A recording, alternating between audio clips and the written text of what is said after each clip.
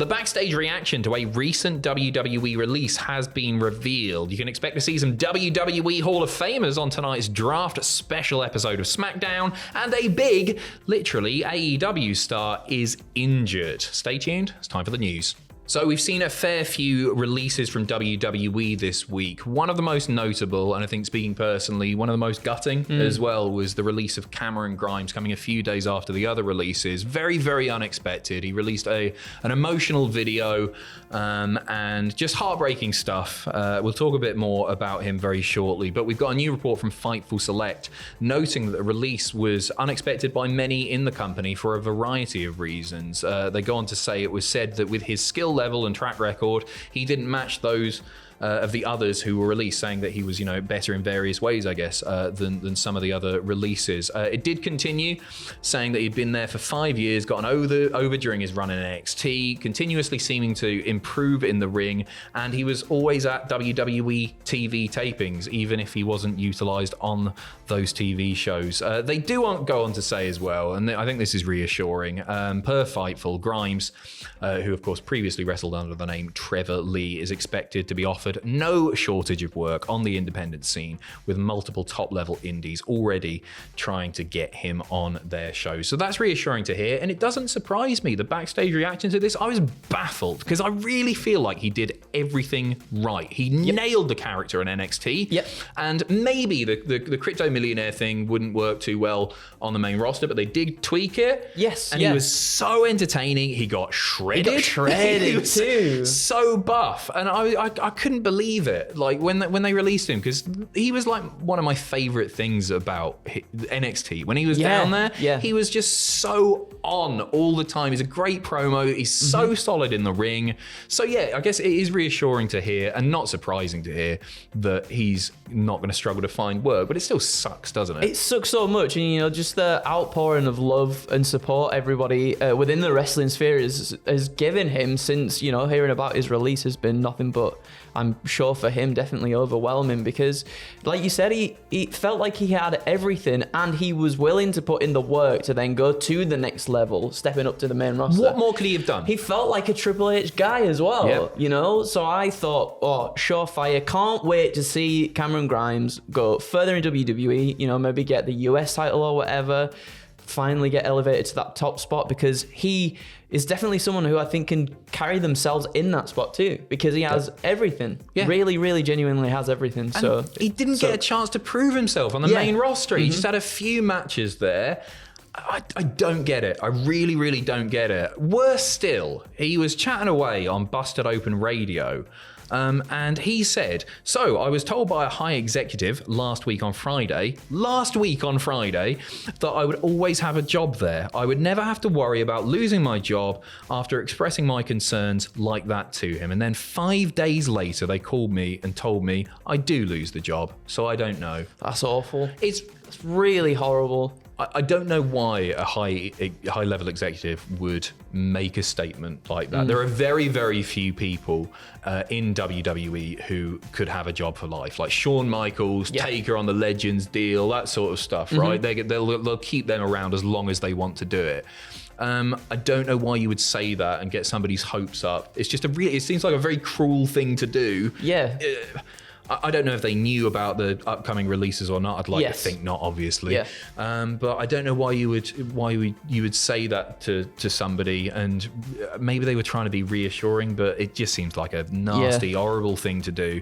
He'll be fine. He'll be totally fine. I'm gutted about it, but I think he's the sort of guy that could go away, do a Cody Rhodes, a Drew McIntyre, and just prove his worth wherever he goes. TNA would snap him up in a heartbeat. They'd love to have him back. But honestly, I think anywhere. I think they're going to really regret this release. I know they've got a massive roster of talent, like the biggest stars in wrestling.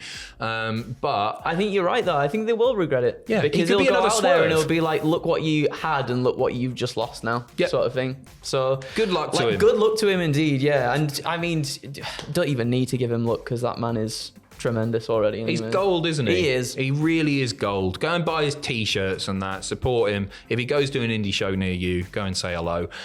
We got the draft episode of SmackDown coming up tonight. We got the draft night one tonight. And then on Monday Night Raw, we see Draft Night 2. There are some big names planned, some legends, some Hall of Famers, according to PW Insider. Yes, they say some of the names that have been previously reported include JBL, Teddy Long, and Alundra Blaze. In addition to the previously mentioned, also Tori Wilson and Michelle McCool have been added to the list of the legendary stars set to appear on SmackDown tonight. I'm excited to see how Triple H uses these, because previously, like with some of the Hall of Famers, some of the legends, they come back and they do stupid little backstage skits. Yep. Basically do nothing. Like they get paid their 10 grand or whatever to turn up and do now. Do you remember, was it RVD who just gave rolling skins to someone backstage? Mental. How much you paid him for that? Forgot until now. Yeah, like... So this time, the obvious thing is they come out and announce the draft picks. That's probably what's going to happen, but will we see anything more? Has he got any fresh ideas in mind?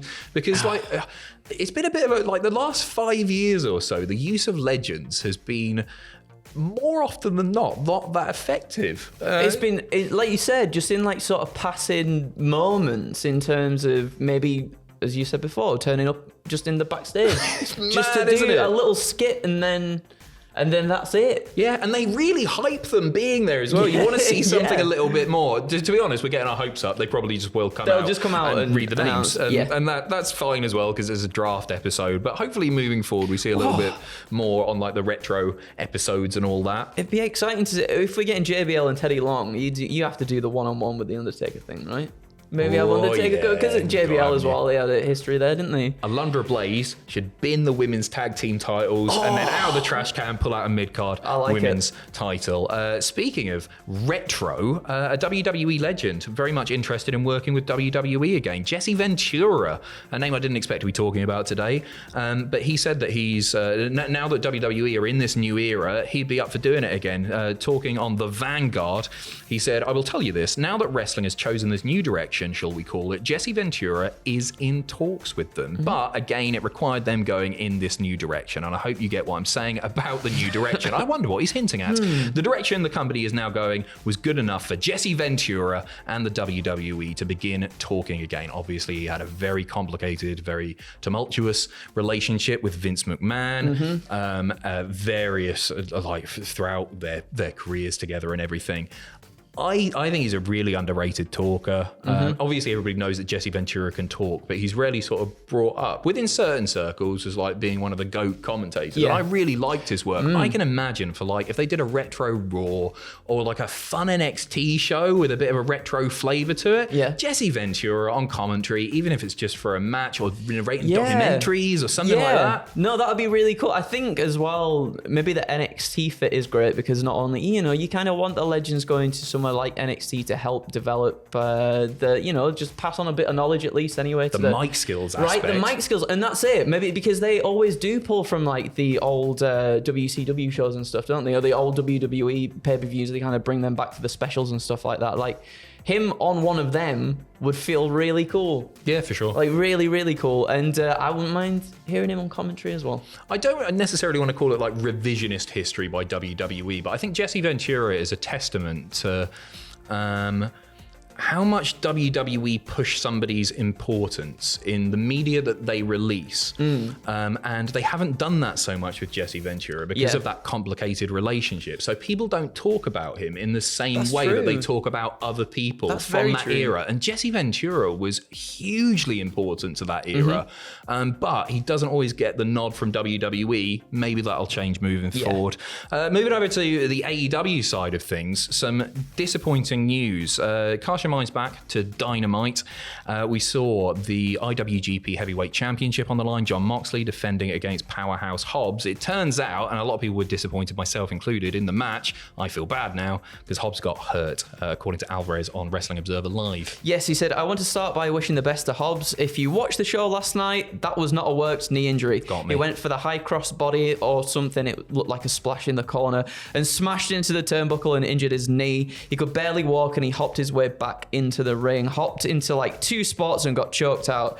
There was more they were going to do. The Hobbs match was obviously supposed to go longer than it did. We don't know the extent of his knee injury yet, except that it's real. Hopefully it's not bad. I feel like a right bellend now because I was on the podcast going, I expected so much more from this. I thought it was a work. I thought he was just selling the knee. Really? Thought, well, you know what? Like Moxley did his best, I feel like, to keep it going at least to a certain point, and then obviously calling it off. But yeah, like that sucks for Hobbs because Hobbs, amazing. I just want to see more from Hobbs as well. More of Hobbs, should I say? Not from Hobbs, but like more of Hobbs, because he's just someone, again, who maybe within the Don Callis family doesn't feel like he's getting pushed as much, maybe. No, he's got room to grow still. Yeah, I definitely see him as a future star. I really like his work. Yeah, me too. I mean, there's just like, there's an aura about him, isn't there? He's just got this presence. Absolutely. He's massive, and yeah. So best wishes to Powerhouse Hobbs, Definitely. and we're going to finish with some more best wishes because it's best wishes to Valhalla and Eric, the Viking Raiders. The Viking Raider and the Viking Raider-ette. I don't know what to call them.